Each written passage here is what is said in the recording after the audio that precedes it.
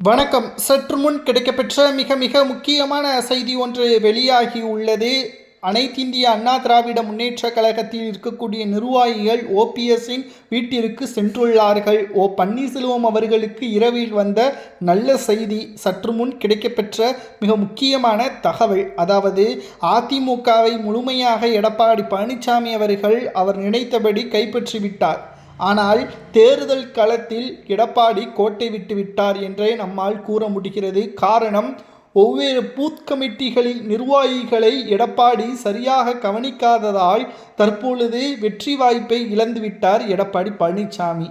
தேர்தல் நடைபெறக்கூடிய இன்னும் ஒரு சில வாரங்களில் களத்தில் முக்கியமான நிர்வாகிகள் பணத்தை செலவிட முன் வரவில்லை. மேலும் அவர்களுக்கு வாய்ப்புகள் வழங்கப்படுவதாகவும் அதிமுகவின் முக்கிய பொறுப்புகள் வழங்கப்படும் தேர்தலில் செலவு செய்பவர்களுக்கு என்று எடப்பாடி கூறியிருந்த போதிலும் கூட களத்தில் பணத்தை செலவு செய்வதற்கு முன்வராததற்கு காரணம் என்ன தெரியுமா? இரண்டு முக்கியமான காரணங்கள் என்று கூறப்படுகிறது. முதலில் எடப்பாடியின் மீது நம்பிக்கை இல்லை. கடந்த 10 தேர்தல்களில் அதிமுக தோல்வியை மட்டும் சந்தித்துள்ளது. இதனால் எடப்பாடியின் மீது நாங்கள் நம்பிக்கை இல்லாத ஒரு முடிவிற்கு வந்துள்ளோம் என்றும், இரண்டாவது ஓபிஎஸ்ஸிற்கு ஆதரவாக நிர்வாகிகள் ஆதரவு அதிகமாக இருக்கிறது.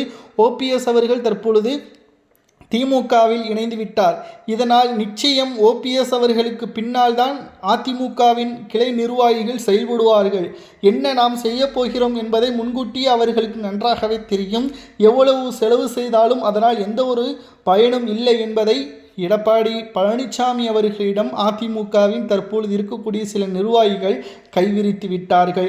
இதனால் ஓபிஎஸ் அவர்களுக்கு வந்த நல்ல செய்தியாகவும் திமுகவின் வெற்றி வாய்ப்பு என்பது பல மடங்கு உயர்ந்துள்ளதாகவும் கூறப்படுகிறது. திமுகவில் ஓபிஎஸ் அவர்கள் இணைவதற்கு முன்பாக பல கட்ட பேச்சுவார்த்தையின் மூலமாக எடப்பாடி பழனிசாமி அவர்களது சமாதானத்தை எதிர்பார்த்து காத்து கொண்டிருந்தார் ஓபிஎஸ் அவர்கள். ஆனால் விடாப்பிடியாக எங்கே தனது பதவி அதிகாரங்கள் பறிபோகிவிடுமோ என்று சுயநலத்திற்காக இருந்த எடப்பாடிக்கு தற்பொழுது தேர்தலில் தோல்வி மட்டும்தான் அவரது ஒரே இலக்காக மாறிவிட்டது. எடப்பாடி பழனிசாமி அவர்களது செயல்பாடுகள் தற்பொழுது கிளை நிர்வாகிகள் வரை சென்றுவிட்டது. ஆனால் அவருக்கு பின்னால் இருக்கக்கூடிய மாஜி அமைச்சர்களுக்கு மட்டும் தெரியவில்லை. ஏன் என்பதுதான் புரியவில்லை. தற்பொழுது கள நிர்வாகிகள் ஓபிஎஸ்ஸிற்கு ஆதரவுகள் தெரிவித்தது இரவில் ஓபிஎஸ்ஸிற்கு வந்த நல்ல செய்தியாகவும் பார்க்கப்படுகிறது. உண்மையான அதிமுகவின் தொண்டர்களாகிய உங்களது கருத்துக்களை கூறுங்கள். ஓபிஎஸ் அவர்கள் திமுகவில் இணைந்தது தவறுதான்.